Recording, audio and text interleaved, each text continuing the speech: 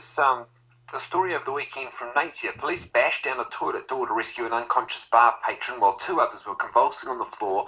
Another lay comatose during a suspected mass drink spiking in Napier in the early hours of the morning yesterday. Well, Kirk is the Managing Director of New Zealand Drug Detection Agency. He's a former detective. He joins me now. G'day there, Kirk.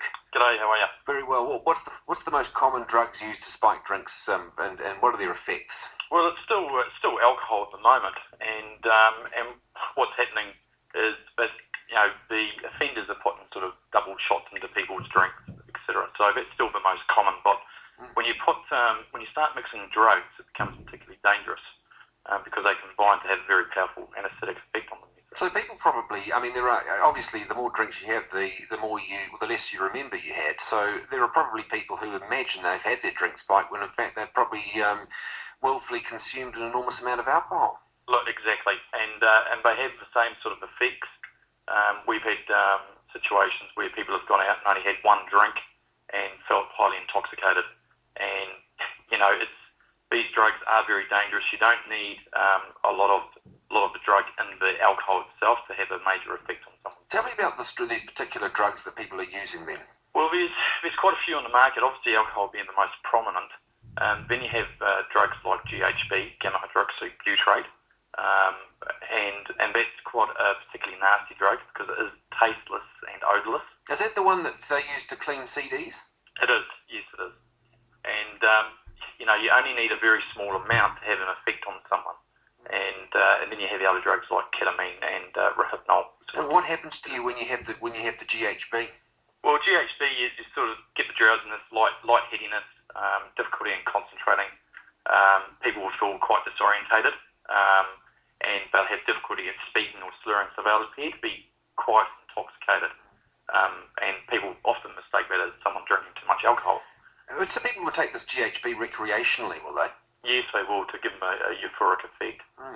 And how much of it needs to go into your drink? So how easy would it be for someone to pour a little bit into your drink when you're not looking? Look, it's one of those drugs which you don't need a lot of. You can put them in one of those, we've heard of it in, the old soy sauce fishes.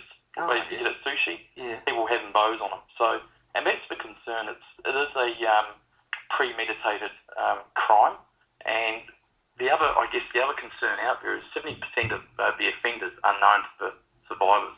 So they're either work colleagues, family members, or friends.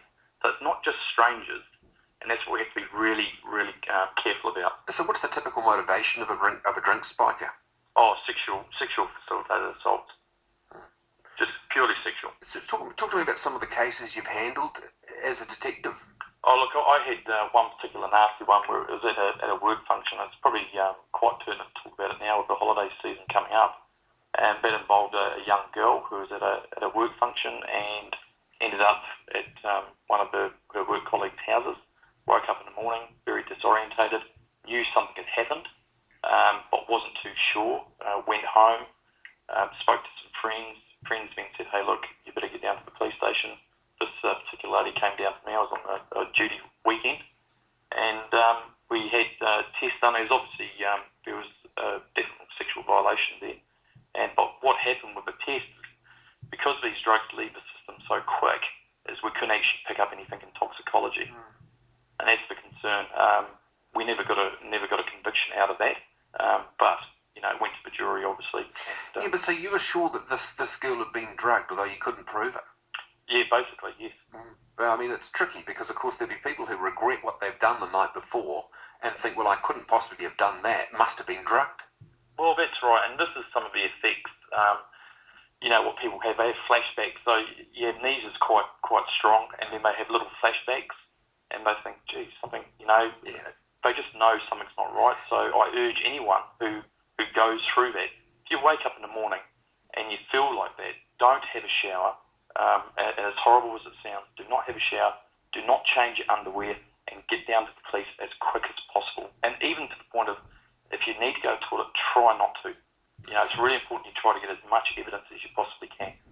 Very good. Thanks for joining us on that. Kirk, Managing Director of the New Zealand Drug Detection Agency. I know there are coasters you can get actually, and some bars have them, and they have this litmus effect. So if you pour a little bit of your drink on the coaster, it might turn pink, and you know you've had your drink interfered with. Isn't that sinister though? The little soy sauce fish bottles. People just squirt a bit in the drink. So watch out for that. He's right. It's the season. 7:30.